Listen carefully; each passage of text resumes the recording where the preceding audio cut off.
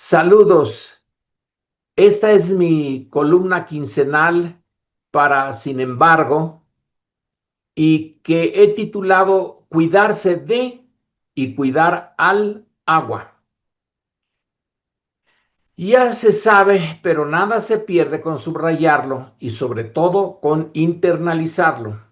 Los así llamados desastres naturales son efectivamente desastres, pero no son naturales, sino son resultado de situaciones producto de las acciones humanas.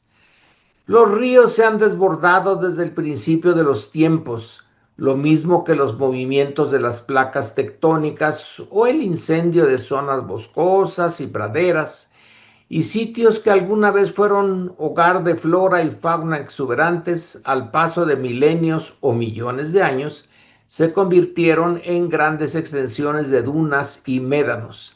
Sin embargo, es la acción humana lo que propicia el desastre, el poblamiento y las modificaciones del entorno original de costas, riberas y sitios propicios a las inundaciones periódicas, a los deslizamientos en las laderas erosionadas por la tala, las construcciones en tierras trémulas, etc.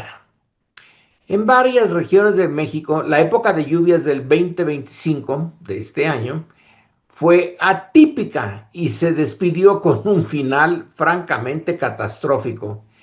Mientras en la frontera norte persistieron zonas de sequía, en el centro del país y en septiembre se registraron precipitaciones pluviales hasta 80% superiores en promedio a las de los últimos años.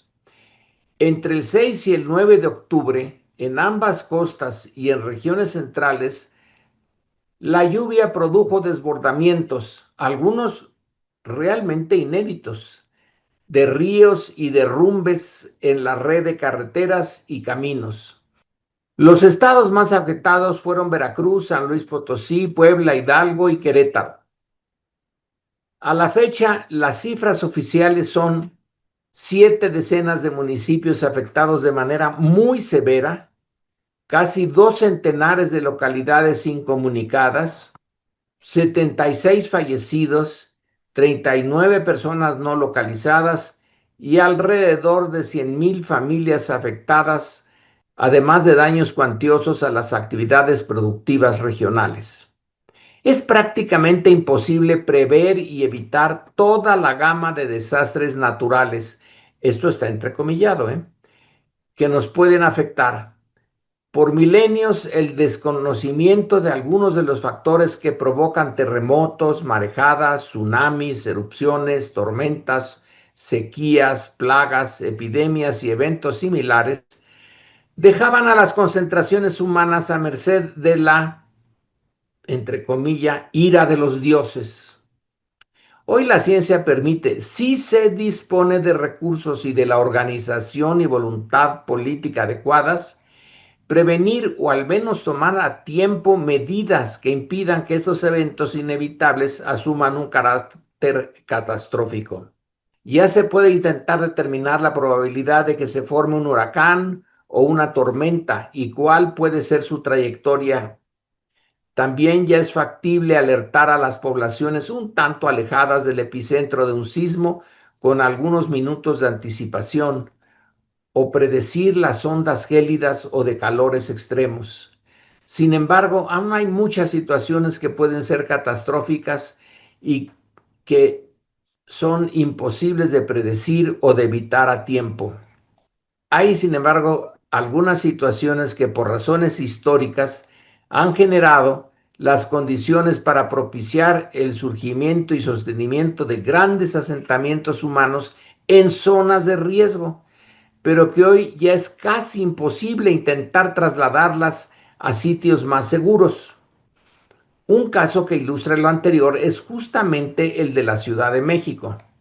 Nuestra capital está asentada en una zona que se encuentra a 2,240 metros de altura sobre el nivel del mar, y por ello es difícil y muy costoso surtirla de agua proveniente de fuentes situadas a menor altura y en las cantidades requeridas por una población de 22 millones de personas. Por otro lado, esa ciudad está rodeada de montañas y asentada en lo que fue un gran lago, y por ende su subsuelo es poco firme y propenso a experimentar los efectos de movimientos telúricos de magnitudes significativas y que pueden causar daños de consideración en una zona densamente poblada. Sirva de contraste comparar nuestra situación con la del país vecino del sur. En la época colonial, la Capitanía General de Guatemala, y debido a desastres producidos por terremotos, optó 2 veces por mudar su capital a lo que entonces se consideraron lugares seguros.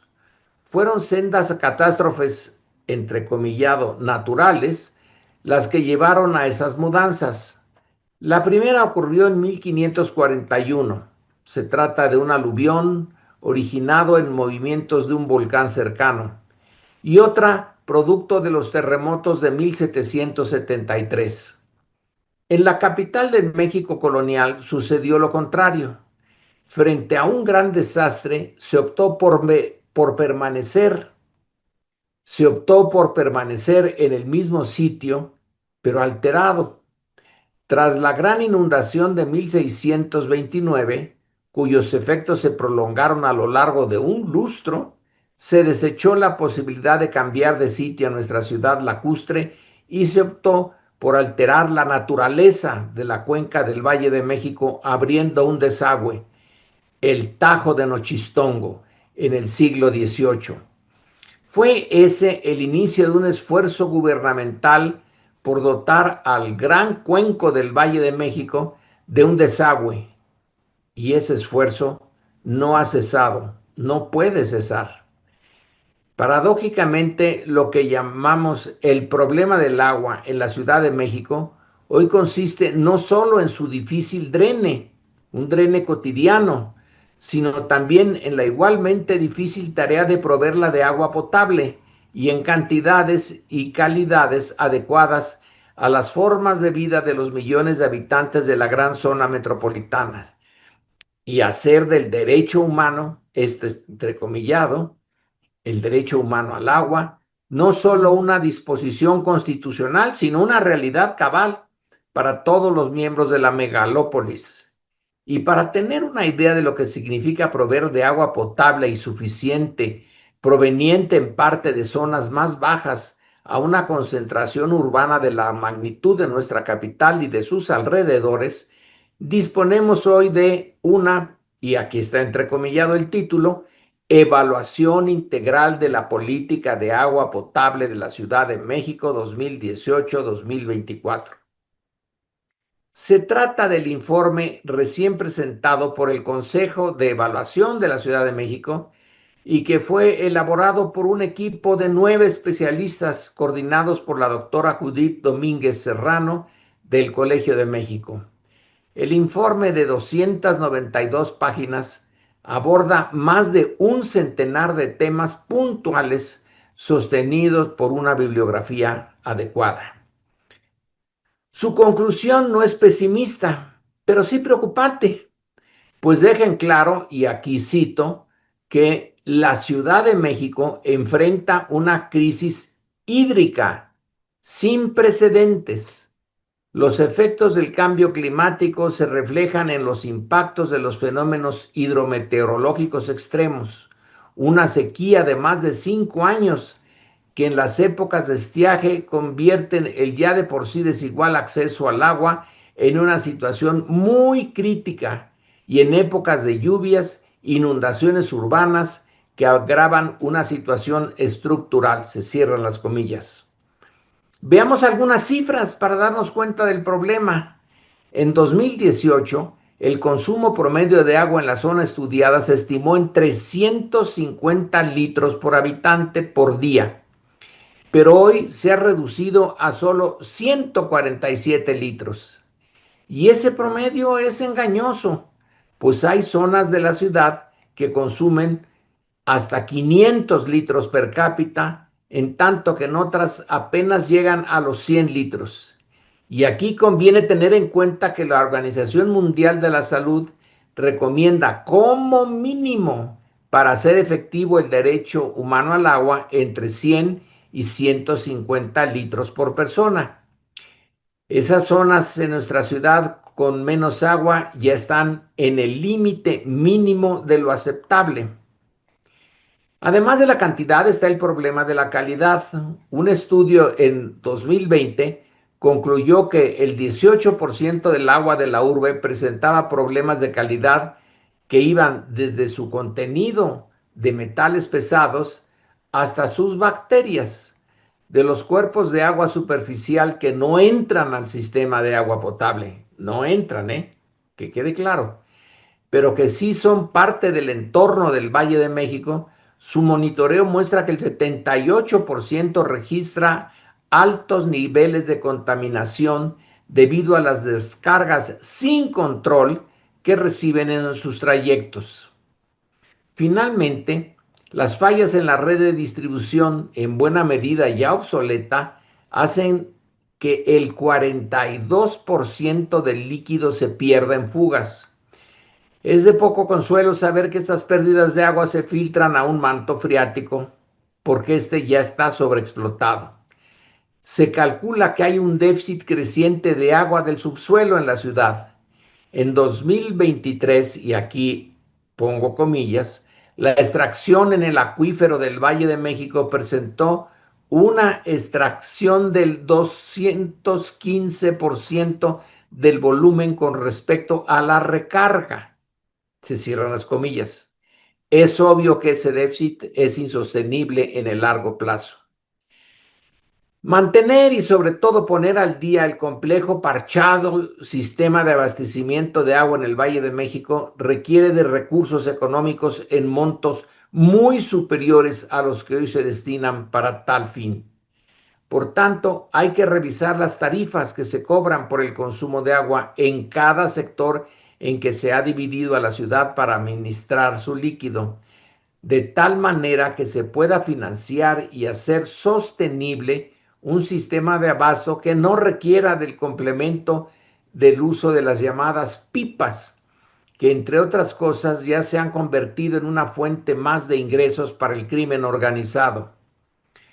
Hoy el costo del agua en la ciudad está subsidiado, pero de manera inequitativa. El consumo de agua en los hogares con ingresos medios bajos se beneficia del 43% del subsidio, pero los hogares de ingreso medio altos reciben un 26% de ese subsidio y los de ingresos medios bajos solo se benefician con el 10.5%. Obviamente, esta situación debe revertirse tanto por motivos económicos como de justicia social.